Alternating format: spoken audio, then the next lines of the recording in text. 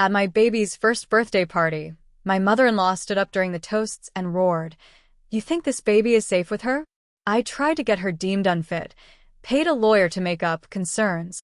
The backyard fell silent as she laughed and took another sip of wine. That's when my husband quietly stood up, handed me the pre-filled restraining order papers, and said into the mic, "You just admitted to felony fraud in front of everyone." She ran, but it was already too late. Her face was plastered all over the local news by morning. This is hard to write. Even now, months later, I get a sick feeling in my stomach thinking about it. I still check the locks twice at night. I still watch every car that drives by our house. Because I learned something I never wanted to know. The person who smiles to your face can be the same one trying to destroy your life behind your back. I'm 31. I live in Overland Park, Kansas. My husband Will is 33. We've been married 5 years, together for 8. We have one daughter, Grace. She turned 1 in February. That birthday, her first birthday, is the day everything blew up.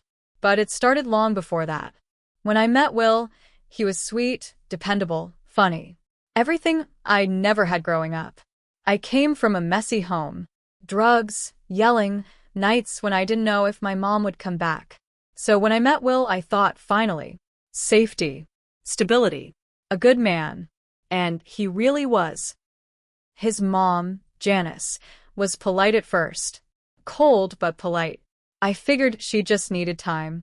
She'd say things like, "You're very independent, aren't you?" Or, "Will's always been drawn to fixer-upper types." Weird backhanded stuff. But she never outright said she didn't like me. Until I got pregnant. I wasn't trying. Neither was Will. But it happened. I cried. He cried. Janice stared. She didn't smile. She just looked at me and said, "Oh, you're keeping it?" I should have known right then. She was weird all through the pregnancy. Texting Will constantly. "Did she today?" She looks pale. I don't think she's taking care of herself. Once, I found her in our kitchen going through the trash, just checking to see if I was throwing out uneaten food. She told Will I might be depressed or using drugs. I wasn't. I was just exhausted and pregnant. Will defended me. Every time. I clung to that. When Grace was born, something in Janice changed. She became obsessive. Showed up to the hospital uninvited.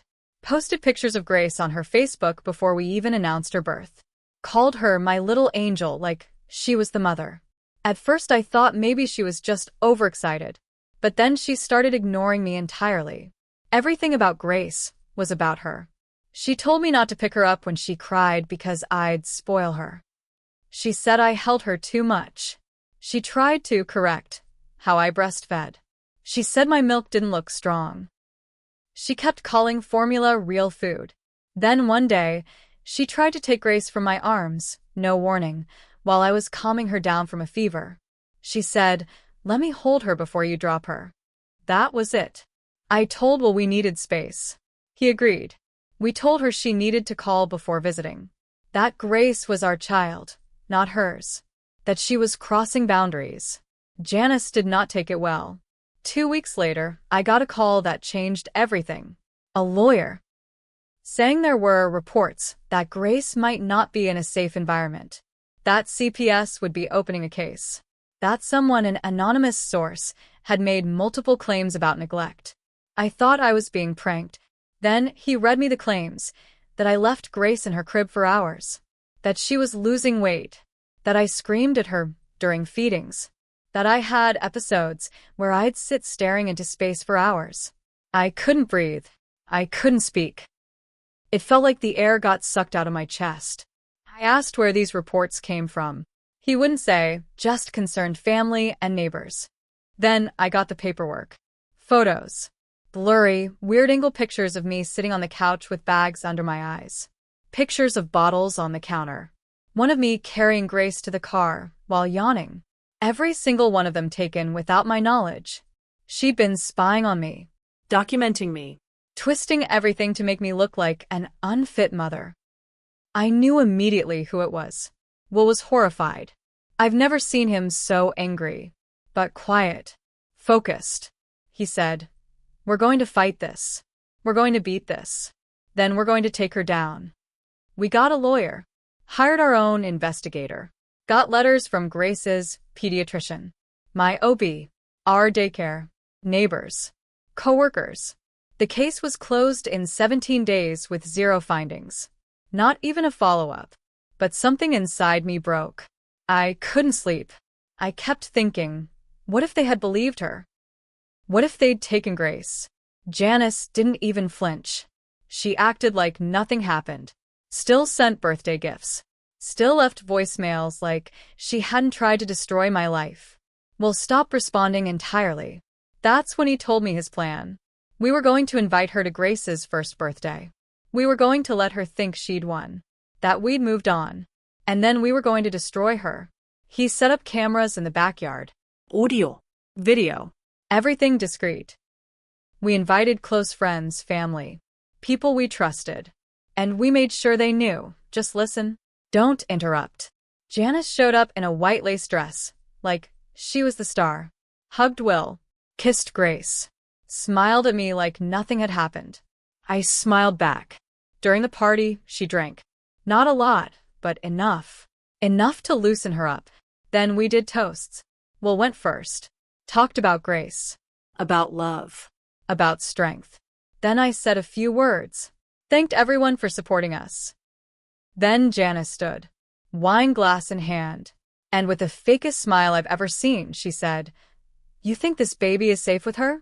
I tried to get her deemed unfit, paid a lawyer to make up concerns, and then she laughed. Didn't work though. Guess you can't fix crazy. The backyard went dead silent. People froze. Some jaws dropped. One of Will's cousins muttered, "Jesus Christ." And Will? He stood up. Calm. Cold. He said into the mic, "You just admitted to felony fraud." In front of 30 witnesses. And multiple cameras. Then he handed me a folder. Inside, the restraining order. Already filled out. Ready to file. With statements. Affidavits. Our lawyer had everything prepared in advance.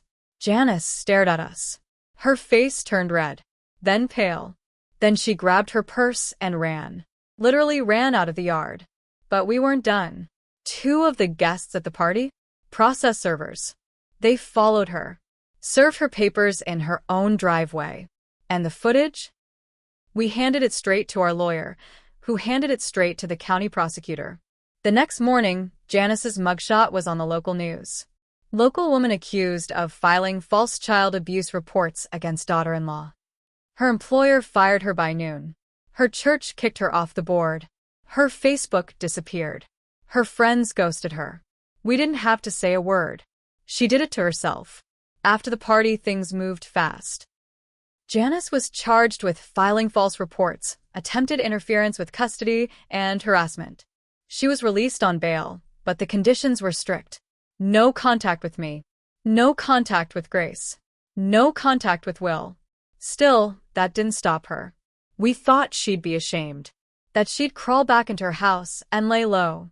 Instead, she doubled down. The first sign was a letter in our mailbox. No return address. Just typed words that said, "You think this is over? That baby will never be safe with you. You're weak. You don't deserve her." Will took it straight to the cops. They couldn't prove it was her. No fingerprints, no video of it being delivered. But everyone knew. Even the officer who took the report muttered, "That woman's off her rocker." Then came the online stuff. Anonymous posts started popping up in local mom groups. Concerned citizens warning about a mentally unstable mother in Overland Park. Saying she was being investigated. Saying she was dangerous. The language? Almost identical to the fake CPS reports from months earlier. Our lawyer got the group admins involved. Some traced the accounts to VPNs, but one slip-up came from an IP tied to a church Wi-Fi, the same church Janice used to run the women's circle at. Will went back to court. The judge upgraded the restraining order. Added internet harassment. She was now barred from any contact, direct or indirect. Social media, email, mail, third parties. All of it. But the damage was done. Our daycare, even though they supported us during the investigation, asked us not to return. Some parents had gotten spooked by the drama. We understood. We switched to a private nanny. Cost twice as much. I had to explain everything to HR at my job because someone I don't need to say who called pretending to be an anonymous tipster, warning them I might be unstable. I nearly lost my job. Will was offered a position at another firm a few towns over. More money, better hours. We took it. We wanted a fresh start. So, we moved to a rental house in Lee's Summit. Different towns, same metro area, but far enough away. We changed our numbers. New daycare, new neighbors, new locks, new cameras. For a while, it was peaceful. Grace started walking. She said, "Dada." Then, Mama. We went on walks every evening. Will was calmer. I started breathing normally again. Then, I got a message request on Facebook from someone named Martha Lynn. There were no posts. No profile picture. Just one message. "You're a liar. You'll get what's coming." I showed Will. He didn't say anything. Just stood up, walked into the other room, and came back holding a small black flash drive. "I need to tell you something," he said. "I've been recording every call I've had with her. Since the day she filed the CPS report." My stomach turned. "You what?" "I needed insurance," he said, "in case she tried to twist things again. I recorded everything. Every voicemail, every call, every weird comment." He handed me the flash drive. I didn't want to listen, but I did. And that's when I heard it. A phone call from 2 weeks before the birthday party. Janice's voice, clear as day, saying, "If she won't give that baby to someone responsible, then she shouldn't have her at all. I don't care what I have to do. I'll make them see she's unfit." I sat there shaking. It wasn't just spite. It wasn't about disliking me. She truly believed she could raise my child better than me, and she was willing to ruin my life to make it happen. Will gave the recording to our lawyer. The county prosecutor added it to her case file. He said it showed intent and premeditation. Her lawyer tried to get it thrown out. Judge didn't bite. Then came the court date. She showed up in a dark pantsuit like she was the one being wronged. Cried in front of the judge. Claimed she was misunderstood. That she just wanted to help. That she never meant to hurt anyone. The judge wasn't buying it. Not after the recording. Not after the party. Not after the letters, the posts, the stalking. He set a trial date. Told her she'd better prepare. Then something else happened. Will's younger sister, Molly, who had always stayed quiet during the drama, reached out. She asked if she could come over to talk. She showed up that Sunday, looking pale and nervous. I was wary. She had never taken my side, but she also never defended Janice either. "I need to show you something," she said. She pulled out her phone and played a voicemail. It was Janice. "Molly, it's your mother. I need you to call the Department of Children and Families and tell them you've seen Opie screaming at the baby. Just say you saw it. You don't need to really believe it, but it'll help. I'm trying to protect Grace." Molly looked like she was going to be sick. "I saved it just in case," she said. "I didn't know what to do back then. I thought maybe she'd stop. But now, I see what she is." We added Molly's voicemail to the file too. And suddenly, Janice was facing multiple felony charges. We thought that would be the end. It wasn't. We thought after the court date and Molly's voicemail, Janice would finally stop.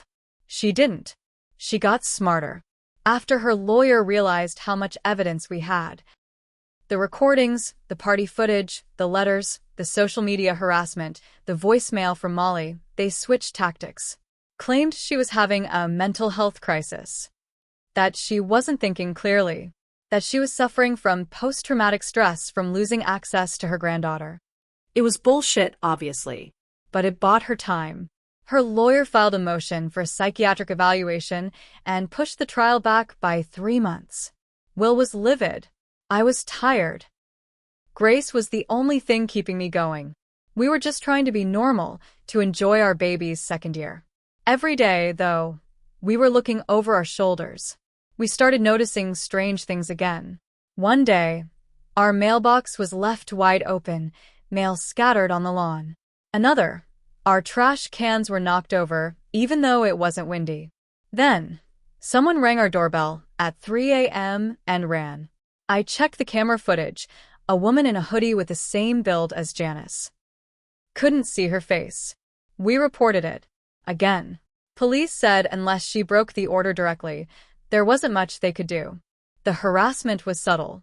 Strategic. She knew how far to go without getting cuffed. Then our nanny quit. She was crying when she told me. Said someone had called her from a blocked number and told her she was working for a dangerous woman who'd soon be in jail. The caller mentioned her full name, her husband's name, even where her kids went to school. She was terrified. That was it. We pulled Grace from daycare completely. I took an unpaid leave from work. We'll set up a full home security system, motion lights, glass break sensors, outdoor cams with backup storage. We started keeping a bat near the front door. It felt insane. And then one afternoon, something happened that made it even worse. I was outside with Grace in the front yard. She was toddling around in the grass, chasing bubbles. Will was working late. That's when I saw it. A car. Parked just up the street. Running. A woman in the driver's seat. Staring. My stomach dropped. I couldn't see clearly from the distance, but I knew. I knew the shape of her shoulders. The angle of her chin. It was Janice. I grabbed Grace and ran inside, heart racing. I called 911. By the time the cops arrived, the car was gone. They took the report, but said they couldn't prove it was her. Will was done. He told our lawyer we were pressing charges again. Full force. He contacted a reporter he'd once worked with on a tax fraud case, someone who now covered crime in the metro area. He gave her everything. Every document. Every audio clip. Every court filing. The next week, a piece ran on the front page of the Kansas City Star. Grandmother from hell. Local woman faces multiple felonies for harassment and custody fraud. It included quotes from me, anonymously. From our lawyer. From the restraining order. Even a quote from the DA about the danger of family-based coercive abuse. The article went viral in our city. That's when people really started turning on her. Her old coworkers shared it. Her church leaders cut her off. Even her own sister, who lived in Topeka, messaged me on Facebook. I'm so sorry. She's been like this since we were kids. Controlling. Scary. I didn't know she'd gone this far. Then came the biggest shock. Her husband, Will's dad, who had been silent through the whole thing, finally filed for divorce. He served her the papers the same week the article dropped. After 35 years of marriage, we found out through the court filing that he'd moved in with his brother in Lawrence. The document said irreconcilable behavior, public embarrassment, and emotional manipulation. That's when we learned that Janice had been trying to get custody of Grace, not just for love, but for leverage. She had taken out massive credit lines under her husband's name, maxed out cards, borrowed against his retirement, all without his knowledge. She was going to use Grace, a child, as a bargaining chip for control, maybe even financial guardianship. We don't know exactly. But suddenly, it wasn't just about me anymore. Will's father gave a deposition for our case. He told the court she was dangerous, obsessed, and completely detached from reality. It helped. A lot. The court date was finally set. No more delays. No more psych stalling. No more games.